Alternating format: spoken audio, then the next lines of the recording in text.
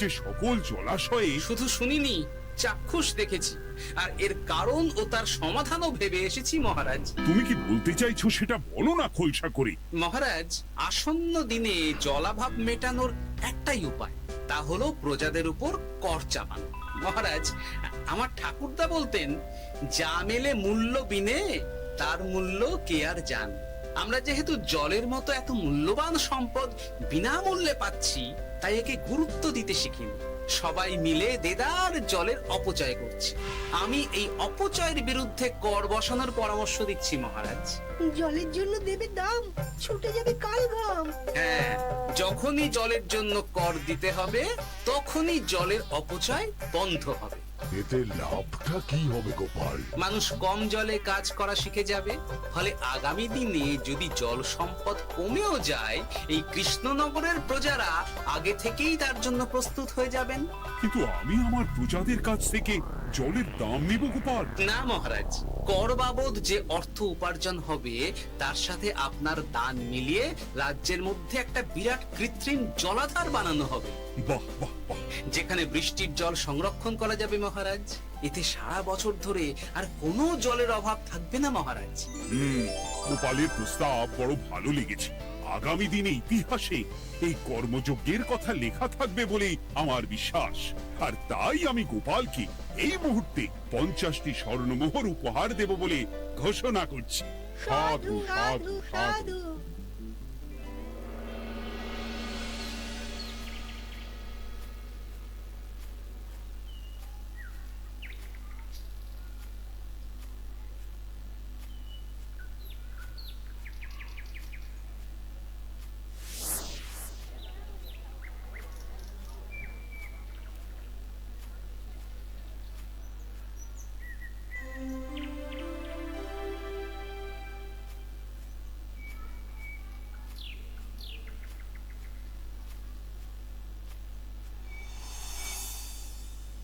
মানে আমার এই এতটুকু স্বাদ তুমি পূর্ণ করবে না? আমি কি নিজের জন্য চেয়েছি নাকি? সবই তো পাবে তোমার মেয়ে আর জামাই। হ্যাঁ, সে বুঝেছে গিন্নি, তাই বলে এতগুলো মুদ্রা আমি খরচ করতে পারবো না। পারবে না? আমি তাঁতির বাড়ি থেকে মেয়ে জামাইয়ের জন্য কয়েকটা শাড়ি আর ভালো পাঞ্জাবি কিনে একটু পাঠাবো। কিন্তু এখন আমার কাছে অত মুদ্রা নেই গিন্নি, পরে পেলে আমি ঠিক তোমার স্বাদ পূরণ করব। আবার বাজে কথা বলার জায়গা পাও না তুমি। এতক্ষণ কোথায় ছিলে গো? আমি বেলায় নদীর পাড়ে গিয়েছিলাম, তখন কমলা আমাকে বললো তোমায় নাকি দেখেছে। কি দেখেছি?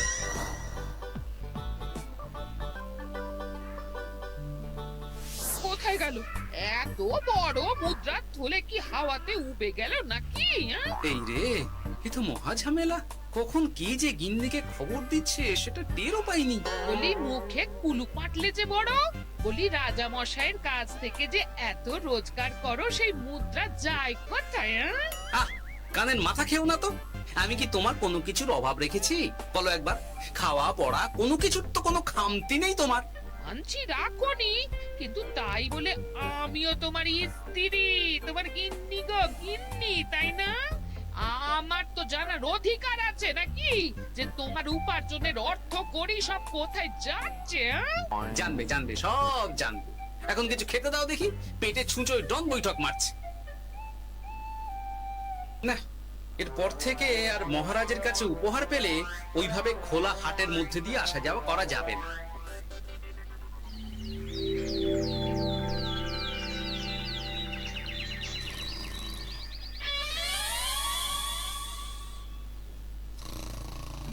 তোমার আর কোনো চিন্তা নেই গোপাল। আমি তোমার মাসোহারা তো বাড়িয়ে দিলাম, সঙ্গে প্রত্যেক দিন তুমি 10 মোহর করে পারিতোষিক পাবে। এই নাও। আহ, এই ভোরবেলায় একটা জব্বর স্বপ্ন দেখা গেল বটে। এই স্বপ্ন খুলে গেলে আর কোনো চিন্তা নেই। গিন্নি, ও গিন্নি, বলি গেলে কোথায়? গিন্নি, সারা নেই। ও গিন্নি, রাগ করলে নাকি গো?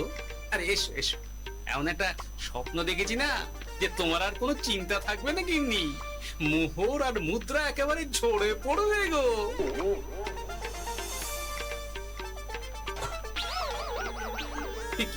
এসব ফলাহার সাজিয়ে রেখে গেল কোথায় গিন্নি? নিজের বাপের বাড়িতে তো যাবে না, কেউ নেই সেখানে। মেয়ের বাড়ি গেল নাকি? না, মেয়ের বাড়িতে তো গিন্নি যায় না। তাহলে না না, খালি পেটে এত ভাবতে পারছি না। আগে মুখ হাত ধুয়ে এসে কিছু খেয়ে নি, তারপর দেখি গিন্নি কোথায় গেল। না, গিন্নিকে তো কোথাও দেখলাম না। গেল কোথায়? যাকে আগে রাজবাড়িতে তো যাই, ফেরার সময় না হয় আবার খোঁজ নেব, ততক্ষণে ফিরেও আসতে পারে।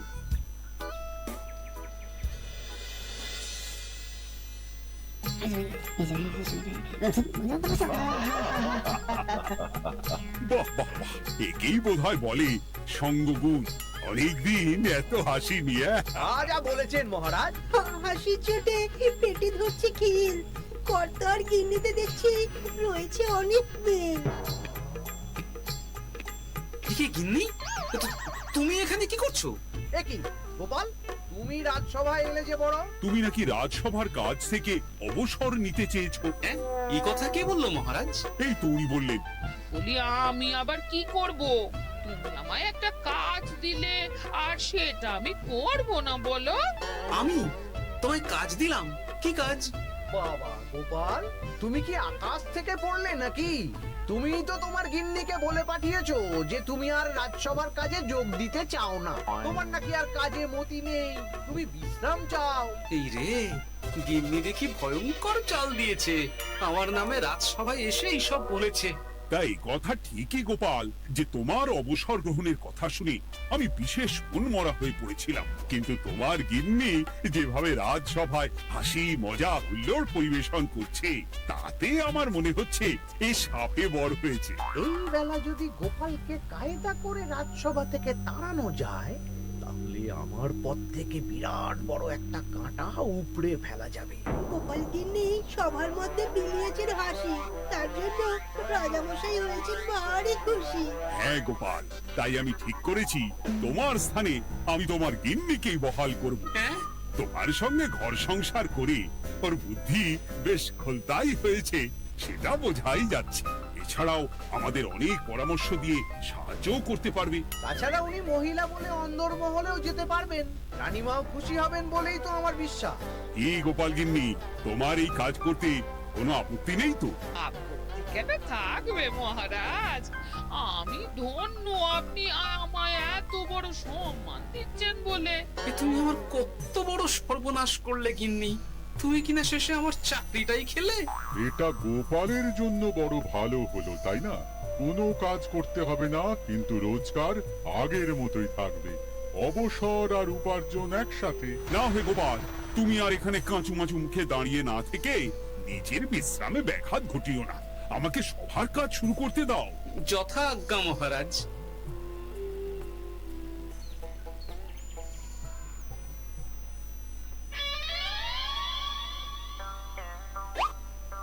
মানে মহারাজ সমস্যার সমাধান করতে দিয়েছেন তোমাকে, আর তার উত্তর দেব আমি?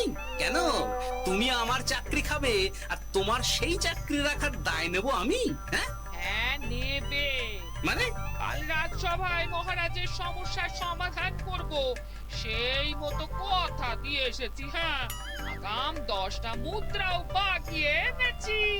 তার থেকে তোমায় একটা মুদ্রা দিলাম। এখন মানে মানে আমাকে উত্তর বলে দেবে, না হলে আমি কেন দেব? আমি পাবো একটা মুদ্রা, আর তুমি আমার কাছে উত্তর জেনে নিয়ে সেটাই বলে পাবে 9 মুদ্রা। কিছুতেই না। বলবে না? না। তাহলে ভালো করে শুনে রাখো, আজ থেকে ঘরের উনুনে হাঁড়ি চড়বে না। চাকরি তো খুইয়েইছো, এবার না খেয়ে প্রাণটা খোয়ানোর জন্য তৈরি হয়ে যাও। হ্যাঁ। ওরে বাবা, এমন কথা কেন বলছো গো গিন্নি? তুমি তো জানো যে খিদে একদম সহ্য করতে পারি না। এখন যদি তুমি এইসব বলো, তাহলে আমার রক্ষে নেই গো। বেশ, তাহলে আমি যা জানতে চাইছি শ্বশুর শ্বশুর করে বলে ফেলো দেখি। এ আমি কি শাঁখের করাতে পড়লাম রে বাবা। ঠাকুর, এত দুর্ভোগ লেখা ছিল। ঘরে বাইরে সব জায়গায় এত হেনস্থা যে সহ্য করা যায় না ঠাকুর।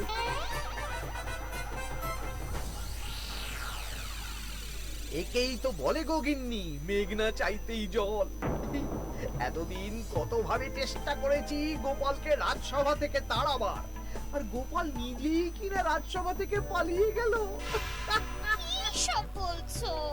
তোমার শরীর ঠিক আছে তো? শরীর মন সব ঠিক আছে, তবে গোপালের বদলে কাকে বহাল করা হয়েছে শুনলে তোমার মাথা ঘুরে যাবে। কাকে? গোপাল গিন্নিকে। আমার কিন্তু বিষয়টা খুব একটা সরল ঠেকছে না গো। গোপাল ভাঁড়ের বুদ্ধি তো আর যে সে বুদ্ধি নয়। উনি যাই করেন খুব ভেবে চিন্তে করেন, এর পেছনে আবার কোনো মতলব নেই তো। এটা তুমি মন্দ বলনি গিন্নি। গোপালকে নিয়ে সত্যিই কোনো বিশ্বাস নেই। ও কখন কি ঘোট পাকাচ্ছে বলা যায় না। আমাকেও সাবধানে থাকতে হবে। দেখতে হবে যে গোপাল আসলে কি চাল চালতে চাইছে।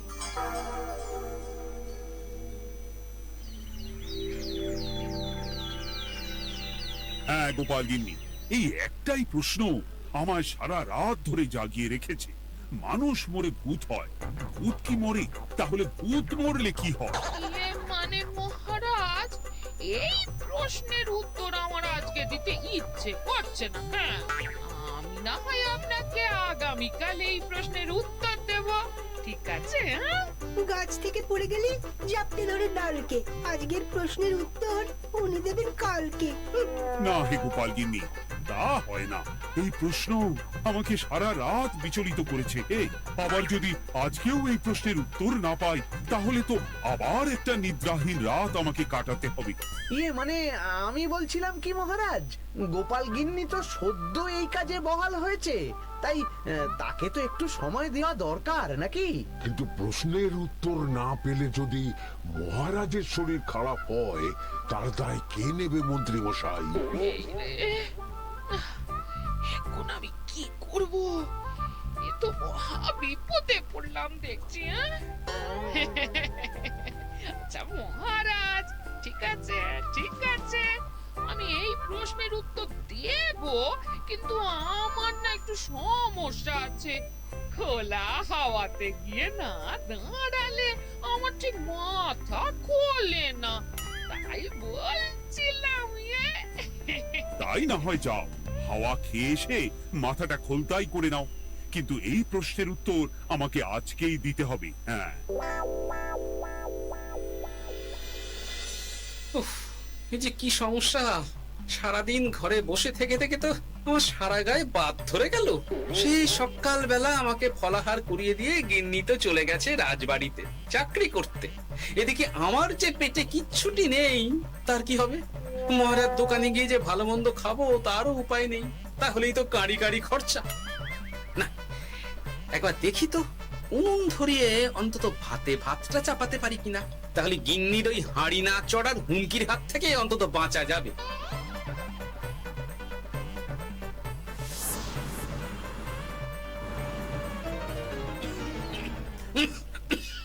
ও বাবা গো, ও বাবা, এত কেসে কেসে সোজা শেষ যাত্রা হয়ে যাবে আমার। না, এর চেয়ে না খেয়ে মরাও ঢের ভালো। দেখি তুমি বাড়িতে কেন? এত হাঁপাচ্ছ কেন? সাড়ে তাড়া করেছে নাকি? আরে না গো, মানুষ মরে ভূত হয়, ভূত কি মরে? তাহলে ভূত মরলে কি হয়? খোলা হাওয়াতে গিয়ে না দাঁড়ালে আমার ঠিক মাথা খোলে না। ও, এই হলো ব্যাপার। বেশ, এর উত্তর তোমায় আমি বলে দিচ্ছি। ভূত মরে প্রথমে এক ঝুড়ি অন্ধকার হয়, সেই অন্ধকার হাওয়াতে উড়ে বেড়ায়। এক সময় সেই অন্ধকার পাতলা হতে হতে কুয়াশার মতো হয়ে যায়। ব্যাস, মিটে গেল। ব্যাস, মিটে গেল। যদি রাজা মশাই এই কথা বিশ্বাস না করেন, হ্যাঁ, তুমি হলপ করে বলবে আপনি যখন মরবেন একদম মিলিয়ে নেবেন মহারাজ। এর চেয়ে এক পা এদিক ওদিক হয় না যেন। হ্যাঁ, এই না হলে তুমি গোপাল ভাঁড়। বুঝেছো তাহলে? এই তুমি চিন্তা করো না, রাজবাড়ি থেকে ফেরার সময় আমি তোমার জন্য অনেক অনেক বাজার করে আনবো, ঠিক আছে? এই আমি যাই। এ তো ভারী মজা হলো। মহারাজ তক্ষুনি প্রশ্নের উত্তর চাইলে গিন্নি এইভাবে সেই রাজবাড়ি থেকে দুধ দাঁড়িয়ে ছুটে আসছে উত্তর জানতে। আমাকে তুমি একটা চাল দিয়ে কুপকাত করেছে তো গিন্নি। এইবার বুঝবে কত ধানে কত চাল।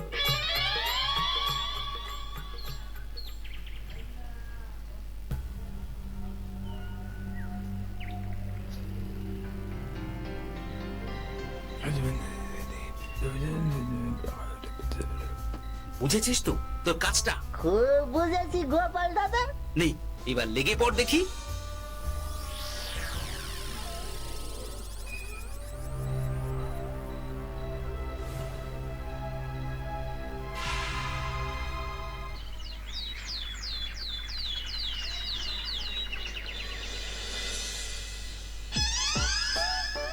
তাহলে আর বলছি কি তোমাদের, সকালবেলায় উঠে দেখি মুখের এই হাল।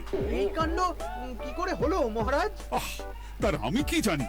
আমি সকালে উঠে আয়নায় নিজেকে এই অবস্থায় দেখে খুব চিন্তায় রয়েছি। গোপাল গিন্নি, আগে মহারাজ, গোপাল থাকলে যে কাজ করতো সেটা তো তোমাকেই করতে হবে, বলতে হবে এর সমাধান কি। হ্যাঁ মানে আমি হ্যাঁ হ্যাঁ, আমার মনে আছে। তোমার তো আবার হাওয়া না খেলে চলে না। যাও যাও, তাড়াতাড়ি হাওয়া খেয়ে এর উত্তর নিয়ে এসো।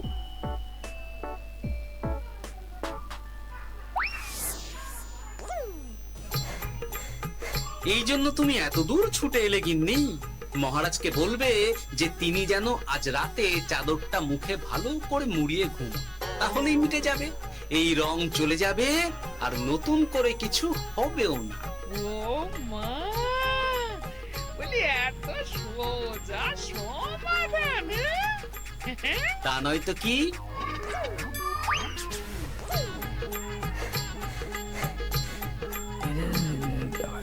কাল সারা রাত আকাশে একবার দেখলাম চাঁদ উঠেছে, আর একবার দেখলাম ঘোর অমাবস্যা। এর কারণ কি? একই রাতে দুই তিথি হয় কি করে? অনেক আর একটা সমস্যা। হ্যাঁ, এটা আগে বললেই তো হতো মহারাজ।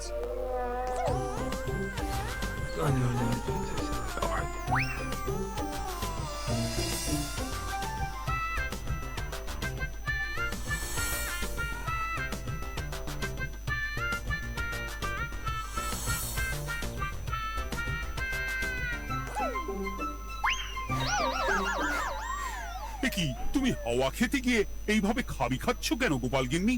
এর কারণ আমি জানি মহারাজ। সে কি কাণ্ড! তুমি কি করে জানলে?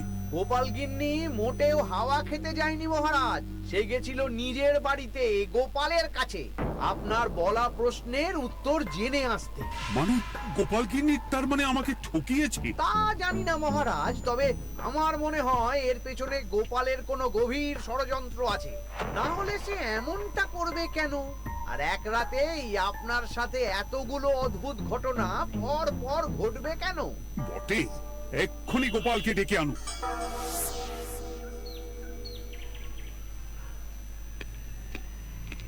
না মহারাজ, আমি সত্যি অবসর চেয়েছিলাম, আর তাই আমার গিন্নি আপনার কাছে এসে বলেছিল। ওর কোনো দোষ নেই মহারাজ। না মহারাজ, আমি মিথ্যে কথা বলেছি। হ্যাঁ, উনি আপনার কাছ থেকে পাওয়া সোনার মোহর নিয়ে বাড়ি যান না, তাই আমি ওকে শায়েস্তা করতে এই ফন্দি করেছিলাম। আসলে মহারাজ, আমি আপনার কাছ থেকে পাওয়া সোনার মোহর জল প্রকল্পের কাজে লাগাবো বলে কিছু জনকে নিয়ে একটা দল গঠন করতে গিয়েছিলাম, আর তাদের কাছেই ওগুলো রেখে এসেছি। এটা যদি আমার দোষ হয় তাহলে আমি ক্ষমা প্রার্থী মহারাজ। সাধু গোপাল, সাধু তোমার উত্তর। এই কাণ্ড! আর এদিকে রাজবাড়ি থেকে বাড়ি, আর বাড়ি থেকে রাজবাড়ি করতে করতে আমার প্রাণ ওষ্ঠাগত হয়ে গেছে মহারাজ। ওহ, আমার ঘাট হয়েছে, আপনি আমায় ক্ষমা করে দিন মহারাজ। এইবার মজার টের পেয়েছ তো গিন্নি?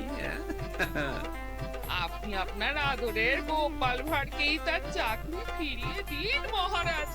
আমি যাই আমার হেসেল সামলাতে। কেলে পচা খুব ভালো করেছে বলতে হবে।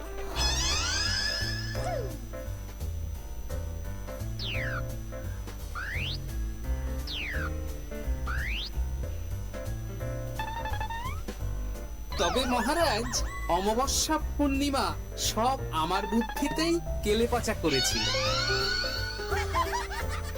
আপনার ওই মুখের রং